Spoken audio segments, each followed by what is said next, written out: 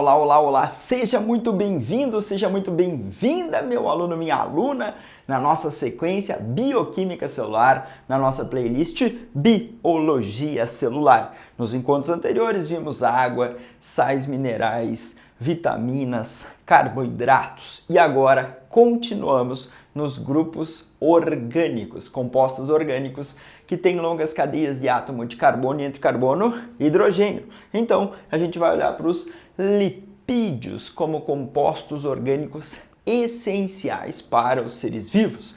É preciso, são necessários, têm diferentes funções. Mas, se você não é inscrito ou inscrita no nosso canal, se inscreva, deixa o seu like, deixa seu comentário, sua pergunta, que o sócio te responde você sempre. Lipídios, já anota aí, pegou seu caderninho de bioquímica celular da playlist, já anota aí funções, pode anotar. Eu vou falar e você vai anotar. Funções. Os lipídios servem como reserva energética. Os lipídios são isolantes térmicos. Os lipídios funcionam como isolantes elétricos. Os lipídios servem também para a produção de hormônios, entre outras funções. Mas isolante térmico, isolante elétrico, reserva energética, essas são as top 3. Se uma prova perguntar para você qual é a função de lipídios, sei que muitos prestam provas que são discursivas e aí você tem que escrever funções. Se eu pensar nessas funções, a gente já está aí bem legal e tranquilão sobre lipídios. Sempre algumas avaliações podem associar com a química. Então eu preciso que você lembre de algumas coisas da química para a gente pensar, por exemplo, em insolubilidade em água. Os lipídios são caracterizados por insolubilidade em água. Lá em água a gente viu que era uma molécula polar. A água é uma molécula polar e geralmente os lipídios são apolares. Então, aquela ideia de semelhante dissolve semelhante. Então, moléculas polares se dissolvem em moléculas polares. Moléculas apolares se dissolvem em moléculas apolares. Se a água é polar e o lipídio geralmente é apolar, nós não temos essa solubilidade em água. Então, insolubilidade em água caracteriza lipídios, mas eles são solúveis em compostos ou em alguns solventes orgânicos, como éter, álcool, clorofórmio, entre outras substâncias. Porém, para nós em biologia, você vai ter que lembrar, falou em triglicerídeos, é lipídio. Falou em ceras, é lipídio. Falou em colesterol, mesmo ele sendo um álcool policíclico na química, ele se comporta como um lipídio no nosso organismo. Então você vai ter que ter essas referências bem tranquilas. Aqui uma listinha. Quimicamente falando, ou bioquimicamente falando, eu posso pensar em lipídios simples, formados apenas por átomos de carbono, hidrogênio e oxigênio. Então só tem carbono, hidrogênio e oxigênio na estrutura química. Glicerídeos, cerídeos, esteroides e carotenos ou carotenoides entram nessa composição de lipídios que tem carbono, hidrogênio e oxigênio apenas. Agora, alguns autores chamam de lipídios complexos, aqueles que apresentam além de carbono, hidrogênio e oxigênio outros componentes. Fosfolipídios têm fósforo na sua composição. Então, além de carbono, hidrogênio e oxigênio, nós podemos encontrar nitrogênio nos esfingolipídios, fósforo nos fosfolipídios, lá no sistema nervoso, tecido nervoso, estrutura de membrana, a gente vai aprofundar. Aqui, básico, biologia básica para você fazer a lembrança e depois aprofundada / avançada nas outras áreas. Pode confiar com o sócio, dá a mãozinha, se cair na sua prova, aí, na sua matéria escolar, se cair no seu Enem, no seu vestibular, no seu concurso público, pode confiar. Se eu olhar para os lipídios, o que eles vão cobrar de vocês geralmente é a função biológica ou a sua especificidade. Por exemplo, os glicerídeos são representados pelos óleos e pelas gorduras. Então, óleos e gorduras estão aí no nosso dia a dia. Deixe essa biologia do dia a dia tocar o seu coração. É uma disciplina extremamente bonita e se eu olhar para os óleos, eles são líquidos à temperatura ambiente. Na CNTP, nas condições naturais de temperatura e pressão, a gente vai ver essas estruturas aqui líquidas. Eles são caracterizados por terem ácidos graxos, que são hidrocarbonetos compostos de carbono e hidrogênio de longas cadeias. Mas insaturado é que tem dupla ligação. E onde tem a dupla ligação faz uma dobrinha, as moléculas vão ficando ali mais afastadas umas das outras, e isso vai dar uma condição de líquido à temperatura ambiente para esses óleos. Já as gorduras, elas têm ácidos graxos saturados, somente com simples ligações, e isso dá uma consistência sólida à temperatura ambiente. E a palavrinha mais importante, tanto óleos quanto gorduras são formados por triglicerídeos. Você já ouviu falar? Pai, mãe, tio, mesmo você fez um exame de sangue, pô, os triglicerídeos estão altos. Os triglicerídeos são consumidos pelas nossas células, são consumidos. E eles são matéria-prima para a produção de energia na forma de ATP. Pode ocorrer o que nós chamamos de beta-oxidação, a utilização deles, a entrada no ciclo de Krebs ou o ciclo do ácido cítrico lá nas mitocôndrias e eles funcionarem como combustíveis para a produção de energia. Os triglicerídeos, anota aí em cima, triglicerídeos, combustíveis. A gente percebeu que a glicose era o principal combustível, lembra? Glicose, açúcar. Os triglicerídeos são utilizados como combustíveis. E esse combustível é aquela ideia essencial de uma matéria que vai ser utilizada, uma substância que vai ser utilizada, vai ser degradada e lá a gente vai ver a formação de adenosina trifosfato. Então nós temos, por exemplo, nos nossos adipócitos, nas nossas células de gordura. Vamos quebrar e vamos liberar esses triglicerídeos. Quando a gente viu açúcares, falei para você que a glicose é o principal combustível utilizado. A glicose é menos energética, tem um tamanho químico menor as suas cadeias carbônicas, quando comparado aos ácidos graxos presentes nos triglicerídeos. Os triglicerídeos são mais energéticos, quase o dobro de energia produzido em relação aos açúcares. Só que os açúcares são mais utilizados, são mais simples de serem quebrados, várias vias metabólicas foram selecionadas naturalmente ao longo de milhões de anos de evolução e nós utilizamos em nível celular uma maior quantidade ou a primeira fonte, os carboidratos. No caso, a glicose. Primeira fonte, carboidrato. E aí, os lipídios funcionando como uma reserva importante. Eles são majoritariamente hidrofóbicos. Isso facilita o armazenamento nas nossas células sem uma retenção de grande quantidade de água. Isso faz com que as células não fiquem com um volume tão grande. Então nós tivemos vários mecanismos moleculares, rotas metabólicas selecionadas ao longo de milhões e milhões de anos. Agora, se eu olhar para o triglicerídeo de uma estrutura geral, existe aqui o que nós chamamos de glicerol. O glicerol é um álcool e esse álcool ele tem 3 carbonos e nós teremos a ligação aqui em cada um desses carbonos aqui.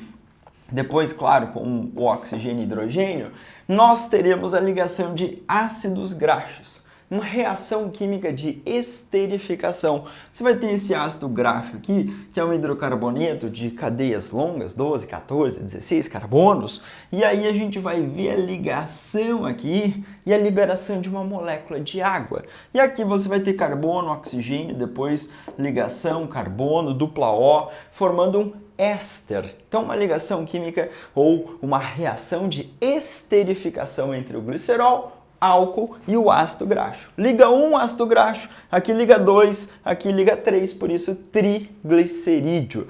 3 ácidos graxos ligados ao glicerol. Álcool, glicerol, ácidos graxos, hidrocarbonetos ligam ali e essa ligação promove liberação de moléculas de água. E você vai fazer uma associação. Os ácidos graxos insaturados, geralmente eles são associados a funções biológicas positivas. Previne doença cardiovascular. Ômega 3, ômega 6 são bons, então eles são insaturados. Já os saturados geralmente estão associados a condições ruins ou negativas na nossa saúde. Então, saturado geralmente ruim, probleminhas na saúde quando em excesso, obviamente, e os insaturados geralmente benéficos para nós. Se nós olharmos para os cerídeos representados pelas ceras, as ceras têm na sua composição química álcoois que são maiores que o glicerol. E isso vai tornando elas cada vez mais impermeáveis. Então as ceras são caracterizadas por uma elevada impermeabilização. Por exemplo, em plantas como a carnaúba, na folha existe uma cutícula. E essa cutícula vai ter lá uma deposição de cutina, uma mistura de várias substâncias, entre elas lipídios. E essa substância, esse lipídio, ele vai servir como um isolante, reduzir. Não vai bloquear totalmente ou impedir totalmente, mas vai ter uma redução nessa transpiração. Se nós olharmos para os animais, por exemplo, nós podemos lembrar na nossa orelha, nós podemos lembrar das abelhas que fazem a síntese e constroem a sua colmeia, glândula uropigiana nas aves, que produzem essas ceras, distribuem com o bico e vai impermeabilizar as penas. Então, para as aves, principalmente aquáticas, essenciais para evitar o acúmulo de água, para evitar o encharcar e a perda de calor para o ambiente. Ceras são grupos de lipídios caracterizados por álcoois maiores e uma grande impermeabilização, ou seja, uma grande insolubilidade em água. Como lipídios, também temos os carotenos. Os carotenos são caracterizados por promoverem pigmentação. Cenoura, abóbora, pimentão, geralmente essa coloração laranja, vermelha, são dados pelos acúmulos dos carotenos. Então eu escrevi o nomezinho pigmentos. Geralmente tem 40 carbonos na sua estrutura. Então a química vai diferenciar esses componentes aqui. Para os seres vivos, esses carotenos aqui nos vegetais, por exemplo, participam contribuindo com a absorção de luz. São pigmentos auxiliares do processo fotossintético. E você lembra que o beta-caroteno, por exemplo, é um precursor da vitamina A. Então nós temos essa substância também e uma importância para nós, na nossa alimentação, buscar quantidades adequadas. Lembre-se que numa dieta, os lipídios devem estar presentes na nossa alimentação. Nós vamos usar boa parte desses lipídios para o nosso funcionamento, então precisamos buscar via alimentação. E o mais famoso de todos é esteroide e fosfolipídio, ou os mais famosos. O esteroide mais famoso de todos chama-se colesterol, mas existem outros esteroides. Por exemplo, nas espécies de fungos ocorre a síntese do ergosterol. O ergosterol é um esteroide. O estigmasterol é um outro esteroide de vegetais. Mas o colesterol é sintetizado pelos animais. Então eu não vou encontrar colesterol em alimentos de origem vegetal. O colesterol é caracterizado por ser um álcool policíclico. Ele tem esses 4 anéis ou cadeias aqui, estruturas fechadas ciclicamente falando. E o colesterol comporta-se no nosso organismo como um lipídio. Nós sintetizamos colesterol. Então eu coloquei palavrinhas importantes, básico para você lembrar. Colesterol endógeno, nós produzimos.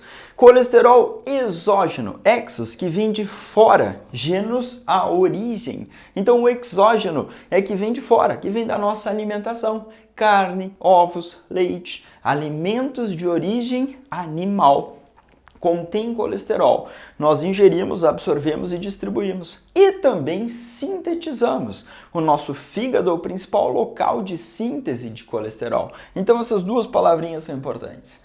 Funções do colesterol. Ele faz parte dos sais biliares. Nosso fígado vai produzir esses sais biliares e ácidos biliares para emulsificar lipídios, misturar e depois facilitar a digestão, partilhar em pedacinhos menores. Se eu olhar para a vitamina D, é produzida a partir do colesterol. Hormônios esteroides, como os hormônios sexuais, testosterona, estrogênio e progesterona, são derivados do colesterol. O colesterol é a matéria-prima nas membranas biológicas das células animais. Então, na membrana da célula dos animais, nós encontramos também moléculas de colesterol. Então, as funções biológicas são importantes e as suas provas vão fazer essa lembrança e associar ao colesterol. Agora, você já ouviu falar na sua vida estudantil em HDL e LDL? O H está sublinhado aqui, é o herói, e o L é o ladrão. O herói HDL é o colesterol chamado de bom. É o colesterol? Na verdade, é o mesmo. Colesterol, na verdade, é o mesmo. HDL e LDL são lipoproteínas transportadoras do colesterol. Então, se o colesterol é endógeno, produzido, lançado na corrente sanguínea, existem lipoproteínas, alguém que vai lá e dá a mãozinha pro colesterol e fala: vamos colesterol, vou te transportar. Como ele é muito insolúvel em água, para ter um transporte mais adequado, ele precisa dessa associação com as proteínas. HDL vai transportar colesterol dos tecidos periféricos até o nosso fígado. O fígado vai metabolizar, vai jogar na bile, vai ser uma via de eliminação e sai nas nossas fezes o excesso de colesterol. Agora, LDL colesterol, o LDL ladrão, colesterol ruim, ele tem uma solubilidade distinta, se desloca mais próximo aos vasos sanguíneos e pode se depositar na parede de vasos. É muito ruim para a nossa saúde, principalmente cardiovascular, quando você tem índices de LDL elevado e HDL baixo. Faz essa anotação aqui, ó. Para baixo LDL, para cima HDL. Opa, isso aqui é saudável. Isso aqui é saúde para o nosso sistema cardiovascular. Agora, se eu inverter, se eu aumentar demais a LDL colesterol, diminuir a HDL, isso aqui é ruim para a nossa saúde. Isso aqui é prejudicial. Isso predispõe a doenças coronarianas, a problemas cardiovasculares. Então, nós temos uma programação genética para sintetizar essas lipoproteínas, mas também a nossa vida, o nosso dia a dia, a nossa alimentação, nosso sedentarismo, no tipo de alimentos que ingerimos, somos ativos, não somos ativos, usamos drogas lícitas ou ilícitas, isso afeta a síntese dessas lipoproteínas transportadoras. Então, o cenário bonitinho é geralmente regular bem o nosso ciclo do sono, ter uma alimentação mais saudável possível, fazer atividade física quando possível regularmente, evitar drogas lícitas ou ilícitas. Isso está associado ao aumento no índice de HDL e redução de LDL. Mas por favor, não esqueça que HDL, LDL e colesterol são lipoproteínas transportadoras do colesterol, ok? E os fosfolipídios. Os fosfolipídios são os lipídios mais comuns nas membranas biológicas, seja na membrana plasmática, seja na membrana do retículo, na membrana do núcleo, na membrana da mitocôndria, do cloroplasto. Se eu cortar e fazer uma análise química, eu vou ver lá fosfolipídios. Além de carbono, hidrogênio e oxigênio, os fosfolipídios têm fósforo. Essa região aqui, ó, é uma representação do fosfolipídio na sua porção polar, a cabecinha do fosfolipídio. Então, geralmente em desenhos, esquemas, em provas, aparece a representação do fosfolipídio assim, parece um corpinho com uma cabecinha. A região da cabecinha, a região redondinha, é a região polar. E a região do corpinho aqui dos ácidos graxos é a região apolar. Essa região apolar fica voltada para dentro, e essa região polar voltada para a região fora, ou mais externa. Calma, que claro, você pode ter água aqui, e essa região polar do fosfolipídio interage com a água fora da célula. Você pode ter água aqui, e a região polar do fosfolipídio interage com a água ali dentro. Então, a região polar, ela é hidrofílica, amiga da água, participa ou tem uma interação. E a região apolar é chamada de hidrofóbica, que tem aversão à água. E essa organização dos fosfolipídios é essencial para a formação das membranas biológicas. Fosfolipídio, lipídio mais comum nas nossas membranas celulares. Então, tópico de lipídios para a nossa biobásica SOST playlist. Lipídios, caracterizados por insolubilidade em água. Óleos, gorduras, são tipos de glicerídeos. Cerídeos, ceras, têm álcoois maiores. Carotenos, esteroides e fosfolipídios também entram nesse grande grupo. Principal cobrado, lembrado, associado tanto em célula quanto na fisiologia, o colesterol. Colesterol, um lipídio esteroide que nós podemos sintetizar ou ingerir na nossa alimentação, e ele é importante, tem muitas funções. Agora, a falta ou o excesso pode ser prejudicial. Eu espero que você tenha me entendido. Se você tiver dúvidas, mande aí, eu respondo você. Se você não é inscrito ou inscrita no nosso canal, se inscreva e deixe o seu like. Bom estudo a todos vocês!